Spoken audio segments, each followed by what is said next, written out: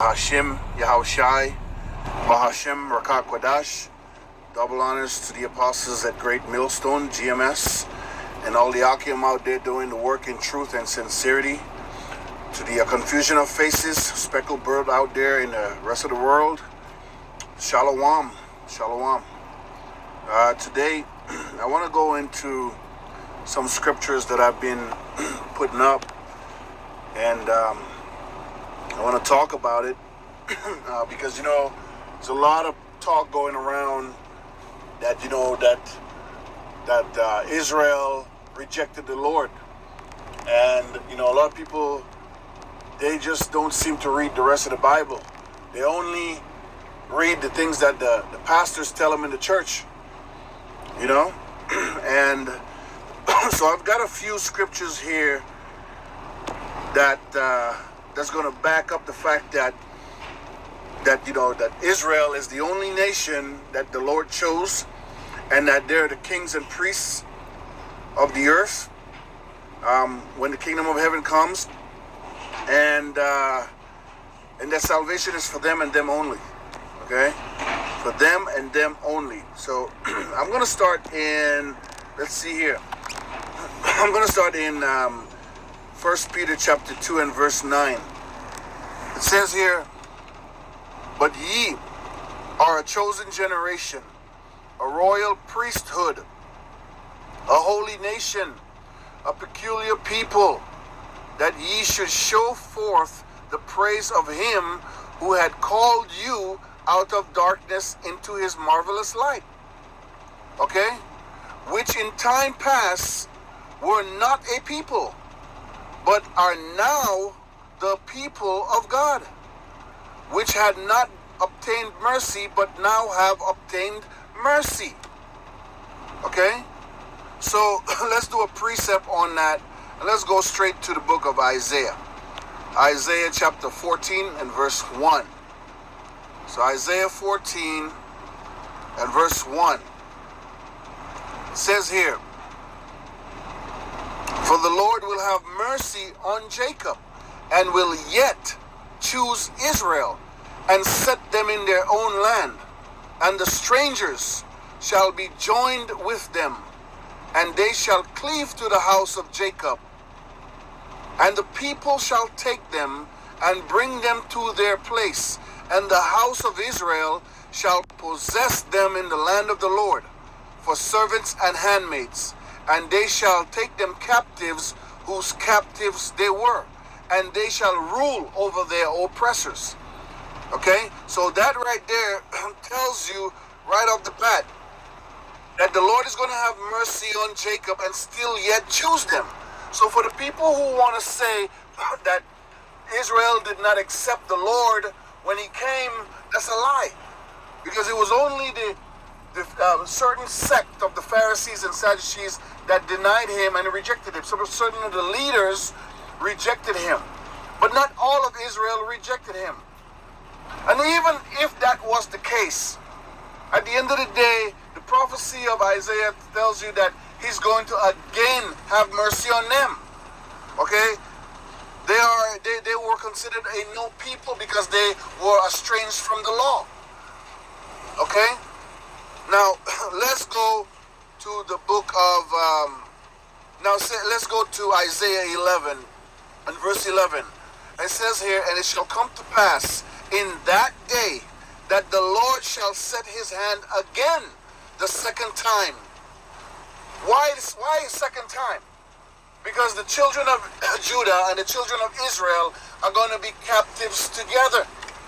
Jeremiah 50 tells you that in the land of the north, so he's going to recover the remnant of his people, which shall be left from Assyria and from Egypt and from Pathros and from Cush and from Elam and from Shinar and from Hamath and from the islands of the sea.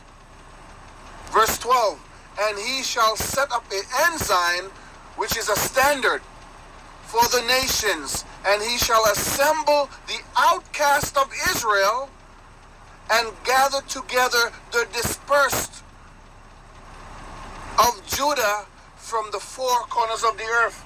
So why would he do all of those things if the children of Israel just totally rejected him? Why? And even that, if that was the case, he made an everlasting covenant with Abraham, Isaac, and Jacob. And the Lord is not a breaker of oath. He does not break his oaths. Okay? Now, let's go to, let's see here. It's, let's get a precept on that. James. Let's go to the book of James, okay? James, the first chapter, first verse. James, a servant of God, Yahweh, and of the Lord, Yahushai, to the 12 tribes which were scattered abroad. Greetings. Okay, my brethren, count it all joy when ye fall into diverse temptation, knowing this, that the trying of your faith worketh patience. Okay? So, see, the children of God was the only one who were given the law. So they're the only one who's accountable for breaking the law. Okay? So if you have faith, you gotta be able to do the works. Without works, you can't have faith. Because show me thy works, and I'll show you a man that have faith. Show me thy faith, and I'll show you someone that has works. Okay? It goes hand in hand. Now, let's go back to the scriptures that I had here. Now, to back it up, it says, to back it up, it's in Hosea, the first chapter and the 10th verse, it says, yet the number of the children of Israel shall be as the sand of the sea, which cannot be measured nor numbered. And it shall come to pass that in the place where it was said unto them, ye are not my people, there it will be said unto them, ye are the sons of the living God. So you see, it totally backs up what I was talking about here in 1 Peter and 2. Okay?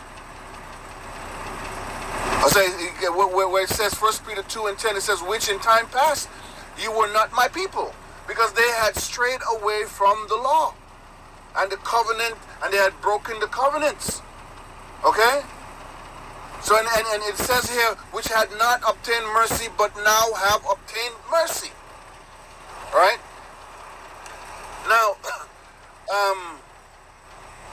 let's go to Hosea chapter 3 and verse 5. It says, afterward shall the children of Israel return and seek the Lord their God, and David their king, and shall fear the Lord and his goodness in the latter days. So, it says here, and David their king. So that means David is going to be back. He's going to be back in the latter days. Okay? So how do you show fear for the Lord? You have to do his commandments. So let's go to fear. Okay, so Psalms 111. Psalms 111 and verse 10. Psalms 111 and verse 10. It says, the fear of the Lord is the beginning of wisdom. A good understanding have all they that do his commandments. Okay? His praise endureth forever. So if you don't do his commandments, you can't fear the Lord. And if you wasn't given the law, okay, if you wasn't given the commandments, you cannot fear the Lord, because it was not given unto you. It wasn't given unto you. All right? So let's go back to the next scripture here. Okay, so it says, so now I'm gonna get another precept on 1 Peter 2 and 9. It says here in Hosea 5 and verse 1. He says, Hear ye this, O priest, and hearken, ye house of Israel, and give ye ear, O house of the kings. For judgment is towards you, because ye have been a snare on Mizpah, and a net spread on Tobar. Okay? So even in this part of Hosea, it's telling you that the priests are of Israel, no other people. Okay? So now let's go to Hosea chapter 9 and verse 1. It says, Rejoice not, O Israel, for joy as other people, for thou hast gone a whoring from your God. This would be the